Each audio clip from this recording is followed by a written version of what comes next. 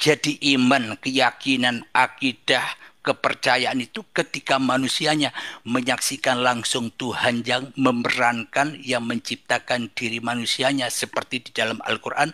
Muhammad, bukan kamu yang melempar, tapi aku yang melempar. Berarti itulah yang disebut Muhammad sudah bertuhan. Kenapa? Di dalam hati Muhammad sudah tak ada Muhammadnya lagi yang berkuasa, tapi Tuhannya lah yang berkuasa. Itulah iman dan keyakinan kanjeng Nabi Muhammad dan para nabi yang lain. Oh, gimana kita mau menyaksikan Tuhan Tuhan yang menciptakan kita, Pak? Orang kita nggak hidup di zaman Tuhan, zaman zaman dulu, Pak, zaman Adam. Ketika Anda sudah tak bisa menyaksikan diri Anda lagi, itulah Tuhan. Oh, kalau kita sudah tidak menyaksikan diri kita lagi, itulah Tuhan. Dasar Ketika referensinya, dasar ketika definisinya kita apa itu? ketika kita masih ada, ya kita tak akan pernah melihat Tuhan. Araftu Robbi bi Robbi, aku menyaksikan Oh, Tuhanku dengan Tuhanku. Tanpa Tuhan aku tak tahu diriku. Tanpa Tuhan aku tak bisa ngapa-ngapain. Berarti siapa yang berkuasa? Diriku apa diri Tuhan? Begitu, Kang. jadi kalau misalnya kita kita mau duduk ini, Tuhan yang berkuasa, bukan keinginan kita, berarti keinginan Tuhan. Kita mau jalan, keinginan Tuhan bukan keinginan kita gitu. Kita mau Itulah, jadi gimana? lanjut, lanjut. Itulah yang dimaksud tadi, manusia selama ini telah menjadi Tuhan-Tuhan sendiri di dalam hatinya, seolah-olah hidup dan badan ini milik manusianya. Bila hidup dan badan ini milik manusianya, kapan manusianya buat? Kapan manusianya membeli? Wah, Seolah-olah berarti manusianya langsung jadi-jadi sendiri, ya kan? Seolah-olah hidup ini ada-ada sendiri, seolah-olah badan ini jadi-jadi sendiri. Apa bedanya iman kita dengan iman orang ateis yang mengatakan alam semesta ini jadi-jadi sendiri, tak ada yang menciptakan? Oke, Begitu, Pak. Kang Mas. Kalau gini, aku tanya personal sedikit ya Pak ya, karena menyinggung dari tadi yang Bapak bilang kalau kita belum meninggal, kita masih ateis. Berarti Bapak ateis dong, Pak? Inggih, siakan siapapun yang menilai. Bila yang menilai masih diri manusianya, pasti cerminnya yaitu penilaiannya. Seperti saya seumpama saya, nama saya Abdul Halim. Ketika diri saya masih merasa lebih wujud daripada wujud Tuhan di dalam hatiku, pasti aku menilai wujud-wujud manusia. Kenapa? Karena seolah-olah manusia itu punya hawa-hawa sendiri. Akan tetapi bila diriku sudah kembali kepada Tuhan yang telah menciptakan aku, bagaimana mungkin aku bisa melihat wujud-wujud manusia, sementara seluruh manusia dikuasai, diperjalankan oleh Tuhannya. Jadi aku tak bisa menilai lagi manusia, jangankan menilai manusia, menilai diriku saja tidak bisa, kecuali Tuhanlah yang bisa menilai masing-masing diri manusia. Begitu, Kang Mas. Oke, Pak. Tadi aku sempat dengar Bapak bilang kalau kita belum meninggal tuh, kita masih dalam kuasa diri kita dan kita masih esa dalam diri kita. Kita adalah Tuhan nih, Pak ya. Berarti Bapak Tuhan dong, Pak? Mutu qabla antal maut, matikan dirimu sebelum datang kematianmu. Maknanya kembalikanlah sebelum ajal menjemput. Apa yang dikembalikan? Hidup bukan milik kita, badan bukan milik kita, dan semua aktivitas yang kita kerjakan, sholat, ibadah, bekerja, duduk, mandi, dan sebagainya, itu pun juga milik kita. Inna sholati wa nusuki wa mahyaya wa mamati lillah. Itulah tanda ketika kita sudah bertuhan. Apa buktinya? Ketika hanya Tuhan yang berkuasa atas diri manusianya. Begitu, Kang Mas. Ya, ya, Pak. Mm, ya. Kayaknya saya sudah paham sih, Pak. jadi menurut Bapak itu badan Bapak itu milik Tuhan, bukan milik Bapak ya kan? Iya, karena Oh, eh, hidup dan badan hanya milik Sang banyak Pencipta. milik pencipta. Nah, Jadi yang apa milik manusia apa? Yang milik manusia apa? manusia tak punya apa-apa dan manusia tak bisa bersiapa-siapa. Akan Kenapa tetapi kalau yang kalau gini Pak? Kalau manusia nggak punya siapa, kenapa manusia menuhankan diri sendiri kan milik Tuhan? Nah, begitulah. Itulah Ah, keindahan sandiwaranya Allah, panggungnya Allah. Bila sudah mengenal Allah, maka semuanya sudah gebiar, sudah tak ada lagi sekat-sekat lagi. Jadi ya itu jadi pertanyaan Pak. Jadi semua badan Bapak ini milik Tuhan apa milik Bapak? Badan dan hidup ini milik yang menciptakan saya. Kenapa Bapak menuhankan diri Bapak kalau Bapak tahu itu badan Bapak milik Tuhan? Karena ketika diriku masih ada di dalam hatiku, itulah yang dimaksud Adam dan Hawa telah memakan buah khuldi, buah-buah yang terlarang untuk dimakan. Apa? Buah hidup dan badan yang diakui sebagai buah hidup dan badan manusianya. Itulah buah yang terlarang. Iya, kalau ada milik Tuhan, kenapa Tuhan tidak melarang dia memakan buah kuldi? Kan dia udah milik Tuhan. Karena Tuhan innallaha ala kulli syai'in qadir, Allah berkuasa atas segala sesuatu, baik buruk milik Tuhan, hidup mati milik Tuhan, taat maksiat milik Tuhan, semuanya hanyalah milik Tuhan. Bila manusianya sudah kembali kepada Tuhan, aman manusianya. Iya, aku tahu semua aman sama manusia. Kalau kayak begitu dunia kerja manusia pun nggak ada di dunia ini, Pak. Kalau semua berpemikiran seperti Bapak. Sekarang saya pertanyakan, badan Bapak itu milik Tuhan apa milik Bapak? Milik Tuhan. Milik Tuhan. Kenapa Bapak menuhankan Bapak, diri Bapak? Kalau itu milik Tuhan. Menuhankan Tuhan diri yang Bapak. yang mempunyai kan Bapak hidup kata dan Bapak, Bapak kan bilang tadi kan kalau manusia menuhankan diri Bapak, menuhankan diri sendiri, berarti manusia tidak mengenal Tuhan ya kan? Iya. Nah, ke Bapak bilang Tuhan memiliki badanku milik Tuhan, hidupku milik Tuhan. Berarti Tuhan nggak tahu. Berarti Tuhan memberi kebebasan atau apa menetapkan itu sendiri? Tuhan maha bebas atas memerankan segala ciptaannya. Jadi badannya ini milik siapa? Badan Bapak milik siapa? Badan seluruh manusia milik bumi, dan bumi miliknya Allah, miliknya hidup yang menghidupi badan ini. Tanpa hidup maka tak akan ada badan, dengan hidup maka badan tercipta. Kalau iblis itu milik siapa? Iblis itu sebenarnya hanya simbol-simbol saja. Ketika manusianya belum bisa kembali kepada Tuhannya, yaitulah iblis. Inna syaitana lakum aduwwum mubin. Sesungguhnya setan itu adalah musuh yang nyata bagimu. Siapa yang nyata di dalam hati kita? Bila yang nyata di dalam hati kita masih manusianya, yaitulah iblis. Sayalah iblis. Jadi iblis itu punya siapa? Berarti Bapak Tuhan dan iblis sekaligus gitu. Jadi memang Tuhan itu maha mencipta segalanya, dan Tuhan maha menggelar segalanya. Tergantung orang yang memahaminya, begitu. Iya, saya makanya mau memahami Pak, kenapa Tuhan menciptakan iblis. Kalau iblis itu milik Tuhan, Tuhan merencanakan semua. Apa maksud Tuhan merencanakan semua manusia itu jatuh ke dalam neraka? Apa yang mau direncanakan? Kalau tiada peran, tiada gelar, ya maka tak akan tercipta diri kita masing-masing ini. Berarti Tuhan bikin skenario sebagai sutradara, menjadikan sutradara sebagai semua dunia ini seperti sinetron gitu ya kan?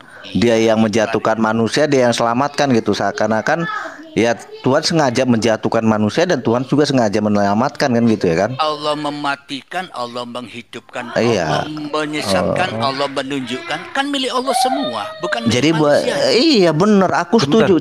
Setuju Pak. Jadi buat apa firman Tuhan Al-Qur'an Bang? Pak, firman Tuhan itu buat apa jadinya?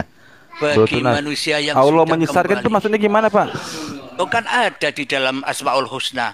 Allah maha membunuh, Allah maha menghidupkan, Allah maha menyempitkan, Allah maha melonggarkan, ya kan? Menyesatkan itu ya? Allah maha menyesatkan. Ada di dalam Al-Quran orang-orang yang berarti Allah, ya kan? Ya oke betul. Allah penyesat itu ya, maha menyesatkan ya. Iya, Allah yang bingung Pak, gini Pak, aku yang masih bingung kalau Allah sebagai skenario sutradara di dalam dunia ini, untuk apa firman Tuhan? Tergantung manusianya. Bagi manusia yang belum kembali kepada Tuhannya, ya firman-firman itu masih di kan dia ke sutradaranya Pak. Iya. Buat apa buat bikin firman, orang dia sutradaranya bisa menentukan segalanya. Bila manusianya sudah kembali, sudah tak butuh firman lagi. Wong manusianya sudah tidak ada lagi, yang ada hanya Tuhan. Ya, ngapain kita kenal Pak? Orang kita disutradarai, kita kan di skenario seperti robot. betul. Jadi kita mesti skenario buat apa firman itu kalau kita ngebaca firman itu hanya untuk masuk neraka. Tuhan juga bisa membenarkan buat apa Ya. firman, Pak? Semua itu hanyalah cerita-cerita Tuhan sendiri. Oh. Bapak, jadi Tuhan membuat skenario di dalam dunia ini dan dia memiliki kitab suci, itu pun skenario dia kan. Jadi penyelamatannya kitab suci apa Tuhan itu sendiri? Yang menyelamatkan Petunjuk. ya Tuhan itu sendiri. Petunjuknya kitab suci apa Tuhan itu sendiri yang mengatur? Maknanya kitab suci itu ada di dalam dada setiap manusia. Jadi yang dimaksud membaca kitab suci itu, sucikan dirimu dari dirimu di hatimu. Itulah kitab suci. Gunanya para nabi itu untuk apa kalau semua sudah skenario kan, Pak? Gunanya para apa? Nabi kan sudah dijelaskan seluruh coba jelaskan. Alam semesta ini pagelarannya Tuhan. Iya. Ada para nabi, ada kaum musyrikin, ada kafirin, Iya. ada orang yang iman. Bagi orang-orang yang masih menjadi Tuhan di dalam hatinya, tentunya semuanya ini berlaku bagi dirinya. Iya, gunanya para nabi apa kalau semua sutradara itu sudah disuratkan? Nah, kalau sudah tahu bahwa Allah yang membuat sutradara, bagaimana mungkin kita mikir-mikir lagi? Enjoy saja. Iya, enjoy saja. Jadi buat apa nabi? Kan semua sudah ditetapkan karena dia sutradaranya langsung. Jadi buat apa ada penolong nabi-nabi untuk menyelamatkan manusia? Menurunkan para nabi itu agar iman manusia ini kembali la ilaha illallah, tiada Tuhan selain Allah, apapun sesebutannya. Itulah yang dimaksud ajaran-ajaran para nabi bagi manusia-manusia yang belum bisa kembali kepada Tuhannya. Kalau sudah bisa kembali kepada Tuhannya, sudah tidak berlaku lagi dalil-dalil. Enjoy saja. Oh, berarti sutradaranya bodoh lah itu, Pak, ya kan? Nggak bisa menentukan makna ceritanya mau kemana ya kan? Mesti ada nabi ya kan? Gantung yang menilai lah. Ya bener lah, Pak. Kalau Tuhan kalau sutradara sudah mencuruskan akhir dari ceritanya, buat apa ditolong? Karena dia sudah tahu akhirnya akan seperti ini. Gitu. Karena dari awal penciptaan Adam itu sudah diskenario. Jadi buat apa diturunkan nabi? Abang-abang dan Pak Urip ya, aku mau izin mundur dulu mungkin karena udah malam juga ini. Iya, saya juga mohon izin mundur dulu. Ya, lanjut dulu Bapak. Karena bentar, yang Pak, Bapak bahas ini, yang Bapak bahas ini mungkin perlu kawan-kawan pahami ya. Yang Bapak bahas ini sebenarnya adalah tentang ketiadaan. Karena yang Bapak bahas ini adalah tentang yang maha ada itu. Jadi ini tidak akan sampai dari frekuensi mana Anda mulai beranjak dan itu tidak ketemu. Hakikatnya ini semua yang dibahas adalah tentang ketiadaan. Ya mungkin itu yang saya tertarik tadi Pak, soal Allah menyesatkan. Saya izin itu mundur ya, host dan semuanya. Allah maha menyesatkan itu Pak. Silakan Pak. Terima kasih Pak Oripe. Bisa jelaskan? Sama. Baik, waalaikumsalam. Terima kasih Pak Alif. Pak, Allah bentar, Pak. Maha menyesatkan, ya kan? Iya. Terbukti. Apa bedanya pekerjaan Allah sama pekerjaan setan, Pak? Setan kalau tidak ada uripe Allah, apa bisa ada setan? Malaikat kalau tidak ada uripe Allah, apapun juga ada malaikat. Pekerjaan setan apa, Pak? Ya, pekerjaan setan golongan kiri, pekerjaan malaikat golongan kanan. Iya, pekerjaannya apa kepada manusia itu? Menguji manusia, menguji imannya manusia. Manusia mau diajak apa tidak? Enggak, setan menyesatkan enggak, Pak?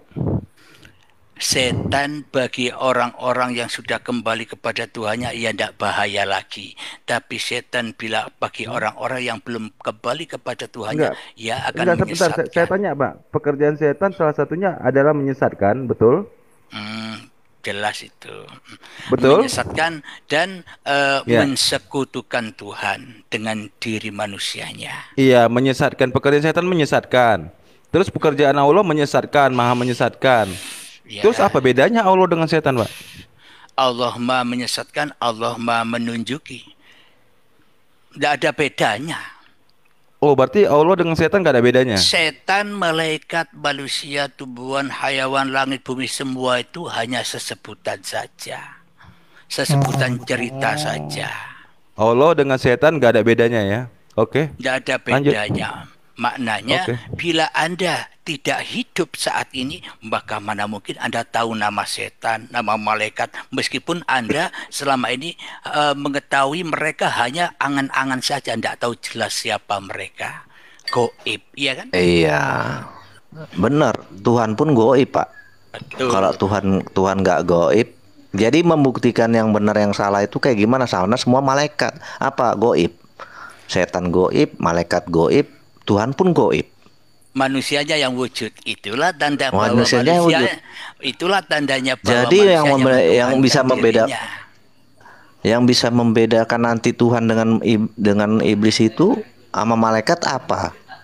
Yang bisa membedakan seluruh ciptaannya ya yang menciptakan. Ciptaannya ya tidak bisa membedakan. Kalau menurut saya sih ini namanya filosofis teologis ya.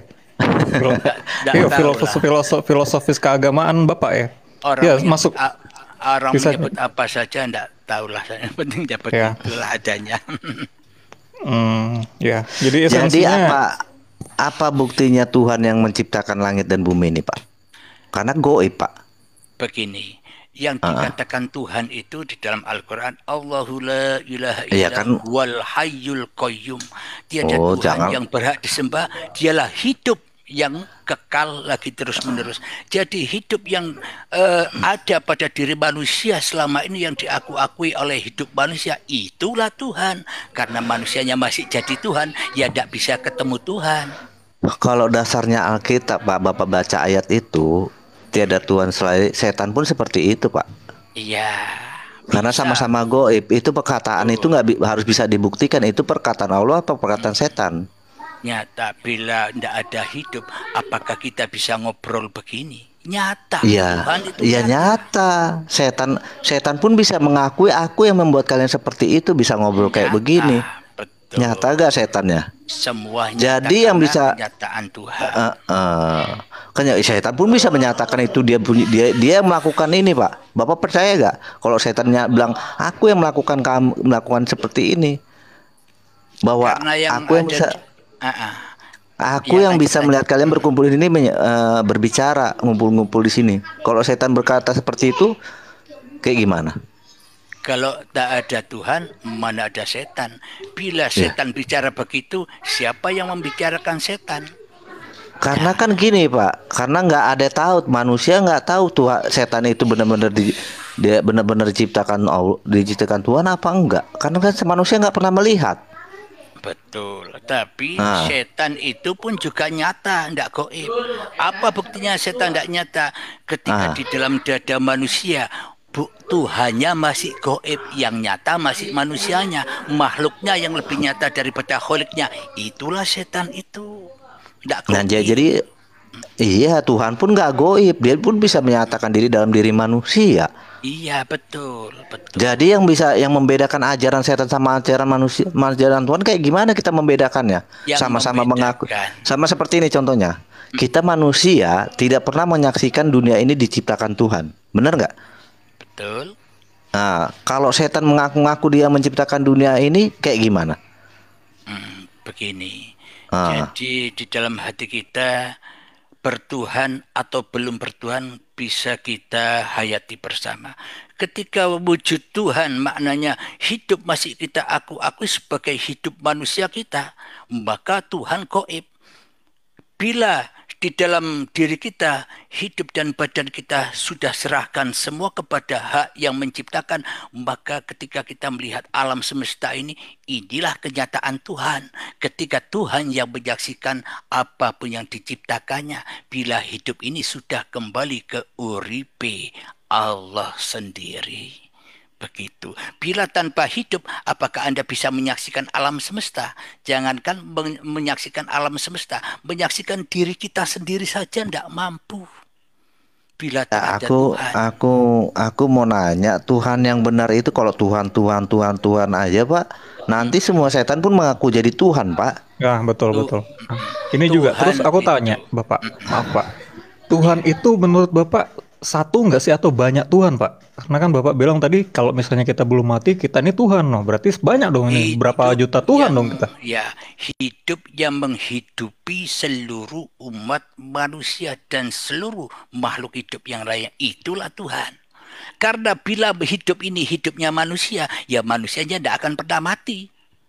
Ya, aku nanya. Mati? Aku nanya Tuhan yang benar itu yang mana? Karena manusia nggak tahu yang menghidupkan manusia itu siapa. Tuhan yang benarnya yang mana? Karena pun setan pun tahu. Inilah maknanya, kepada hidupnya sendiri saja tidak tahu bagaimana manusia mencari Tuhan. Ya, manusia nggak bisa mencari Tuhan, Pak. Dari mana sejarahnya manusia bisa mencari Tuhan? Orang Tuhannya goib. Setan. Coba gini aja contohnya. Bapak suruh aja cari setan. Bisa nggak Bapak cari setan? Cari iblis? Bisa nggak Bapak cari iblis? Orang iblis pun goib. Ketika di dalam hatiku, Abdul Halimnya diriku masih mengaku-akui bahwa hidup dan badan ini adalah milik Abdul Halimnya. Inilah iblis itu. Sayalah iblis itu. Yang selalu mensekutukan Allah, mensekutukan Tuhannya dengan Abdul Halimnya. Inilah iblis. Buktinya, Pak? Apa buktinya, Pak? Kenapa? Apa buktinya kita mensekutukan Tuhan dengan iblis ini? Buktinya apa? Abdul Halimnya tidak ketemu Tuhannya di dalam hatinya. Yang ada hanya kewujudan Abdul Halimnya di dalam gimana kita bisa tahu kita mempersekutukan Tuhan sedangkan kita nggak tahu itu Tuhan seperti apa? Nah, makanya menuju Tuhan, ketemu Tuhan, menghadap Tuhan, syaratnya satu, harus matikan dirimu baru ketemu Tuhan. Oh, kalau kita matikan diri kita baru ketemu Tuhan. Nah, jadi bukan mati-matinya dohir, bukan mati-mati secara syariat, mati secara hakikat makrifatnya apa? Kembalikan itu ajaran Tuhan yang benar apa? Ajaran Tuhan yang benar atau ajaran Tuhan yang salah? Mematikan diri. Tergantung manusia yang menilai. Berarti Bapak membuang masalahnya seperti itu, membalikan lagi kepada kami. Kami pengen tahu Tuhan yang benar itu seperti apa yang menurut Bapak gitu. Tuhan yang benar kan sudah disampaikan berkali-kali. Hidup yang Anda akui selama ini loh Tuhan. Hidup yang saya akui ini selama ini Tuhan. Contoh jadi hidup gimana gini aku mau tunggu. Ya. Siapa dulu? Ya silakan jelaskan. Coba kita hayati dalam hati kita. Kita selama ini mengaku-ngaku bahwa hidup ini hidup kita. Apakah kita pernah mengenal hidup kita? Wajahnya bagaimana? Rupanya bagaimana? Bentuknya bagaimana hidup kita ini? Kalau kita berkaca, kita punya memori, itu pasti bisa paham, Pak. Kecuali orang gila yang nggak paham ya. Dia nggak tahu dirinya siapa. Gitu, Pak. Hakikatnya orang gila itulah yang paham. Kenapa? Karena manusianya sudah tidak berlaku lagi pada orang gila itu, yang ada hanya Tuhan yang memerankan dirinya. Berarti maksud Bapak manusia ini harus menjadi orang gila supaya bisa mengerti Tuhan gitu ya? Ya, hubbullah, maknanya gila kepada Tuhannya, bukan gila dunia, bukan gila harga dirinya. Yang masalahnya, Pak, kita nggak tahu Tuhan yang benar, kita menjadi gila juga sama aja bunuh diri, Pak. Sama aja. Tapi yang penting besok kan sama-sama mati, ya itulah sudah ketemu Tuhan. Iya, kalau sama-sama mati semua ketemu Tuhan, Bapak buktinya sama-sama mati semua ketemu Tuhan, Pak. Apa biar bisa buktikan? Kenapa? Orang mati bisa ketemu Tuhan. Kenapa? Karena kita ciptaan Tuhan. Tanpa Tuhan kita tidak ada. Maka ya kembalinya kepada Tuhan. Apa buktinya orang mati bisa kembali kepada Tuhan, Pak? Karena sudah tak ada pengakuan-pengakuan lagi di dalam hatinya. Ini hidupku, ini badanku, ini kayaku, ini ilmuku dan sebagainya. Oh, berarti nggak ada neraka dan surga lah kalau semua mati bisa mengenal Tuhan kan? Berarti nggak ada neraka dan surga. Nggak ada neraka dan surga ya? Ada bila manusianya masih ada. Oh, manusianya maksudnya? Neraka ketika. Jadi orang mati itu bisa merasakan kemanusiaannya lagi ya? Orang mati kan sudah dikatakan orang mati versi manusia apa versi Tuhan. Kalau orang mati versi manusia, matinya badan. Tapi orang mati versi Tuhan, matinya jiwanya akan Tuhannya. Tidak ingat bahwa dirinya adalah ciptaan Tuhan. Ya kalau misalnya kita mati menurut versi Tuhan, tidak ingat ya kan. Kalau manusianya nggak mau cari Tuhan gimana Pak?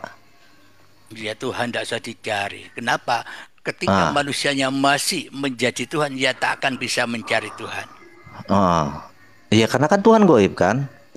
Ya, bagi manusia yang masih wujud manusianya Tuhan. Tapi kan Tuhan bisa menyatakan diri untuk menyatakan bahwa dia ada. Untuk menyatakan diri ada itu kayak gimana? Betul, ketika manusianya yang gaib, Tuhannya lah yang wujud. Iya, jadi Tuhan untuk menyatakan diri bahwa manusia itu harus menyembah Tuhan yang benar, tidak menuhankan dirinya, gimana Tuhan menyatakan dirinya? Karena dia gaib. Ya, Allah Tuhan Maha Wujud, Tuhan Maha Gaib. Tuhan Maha Wujud bagi siapa? Bagi orang-orang yang sudah kembali kepada Tuhannya. Ya gimana? Tuhan Maha Gaib bagi siapa? Gimana kita kembali Pak? Gini Pak, kita gimana mau kembali selama kita manusia masih hidup? Tuhan tidak pernah menyatakan diri. Gimana mau kita kembali? Gimana kita kenal loh Pak?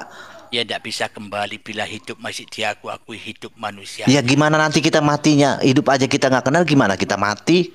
Ya ketika hidup sudah diambil lagi baru kita sadar bahwa hidup inilah Tuhan. Iya. Sedangkan kita hidup aja nggak kenal Pak, mati apalagi loh Pak. Nah, kita balik. Coba Bapak pikirkan, kalau kita hidup aja nggak kenal Tuhan, apalagi mati Pak. Yang daya pikir kita udah nggak pakai lagi, otak kita nggak kepake lagi, jiwa kita apalagi. Gimana mau mengenal? Coba. Dirimu di dalam hidup Tuhanmu. Jadi iya itu yang kutanya Pak. Kalau aku mematikan diriku karena Tuhan memperkenalkan diri, aku mau mematikan diri. Gimana aku mau mematikan diri kalau Tuhan nggak pernah menyatakan diri? Karena manusianya yang jadi Tuhan. Sulit. Ya makanya Tuhannya harus menyatakan diri supaya manusia tidak menjadikan Tuhan. Gimana caranya? Gitu. Caranya lepaskan hidup dan badan ini. Berarti Tuhan nggak pernah menyatakan diri, manusia yang harus menjumpai kan gitu. Tuhan tidak akan pernah menyatakan diri ketika Tuhan tidak pernah masih mensekutukan Tuhannya dengan dirinya di hatinya. Ya karena Tuhan tidak pernah menyatakan diri, makanya manusia menyatakan dirinya Tuhan. Kalau Tuhan menyatakan diri, manusia tidak akan menyatakan dirinya Tuhan. Lah begitu. Iya begitu, makanya gimana caranya Pak? Tuhan harus menyatakan diri supaya manusia tidak menyatakan dirinya Tuhan. Tuhan harus menyatakan diri. Nyatanya apa Tuhan yang menyatakan diri Pak? Coba tanya, coba Bapak. Belajar sendiri-sendiri di dalam hatinya, di dalam keheningannya, pasrahkan hidup dan badan, bahwa hidup dan badan bukan milik kita. Dengan jadi gini Pak, aku ngambil contoh ya kan. Caranya kalau kita ujian, kita berkurung di dalam kamar, nggak usah baca buku, tiba-tiba soalnya jawabannya ada gitu kan. Itulah ujian syariat.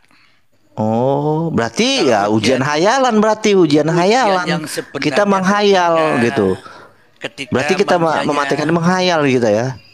Ya, ujian yang sebenarnya ketika manusianya sudah diuji dan manusia sudah tak merasa mampu bisa apa-apa, itulah manusia yang lulus.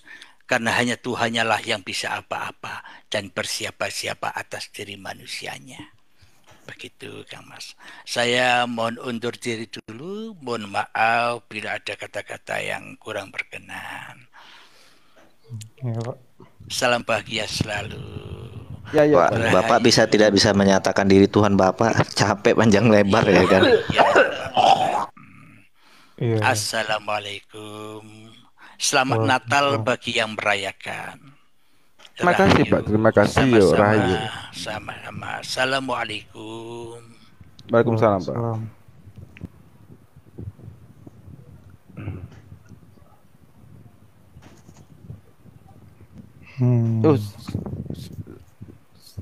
Susah kalau bicara nggak pakai dalil ya. Betul. Nggak ada dasarnya, ada dasar iman.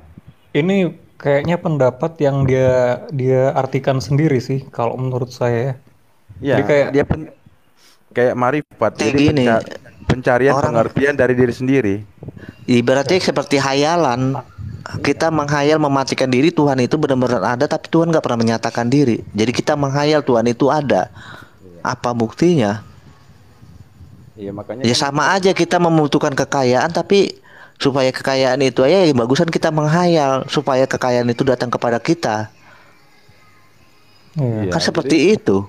Berhayal, berilustrasi. Bro Tulus, jadi Ah. ada orang mencari Tuhan itu dengan cara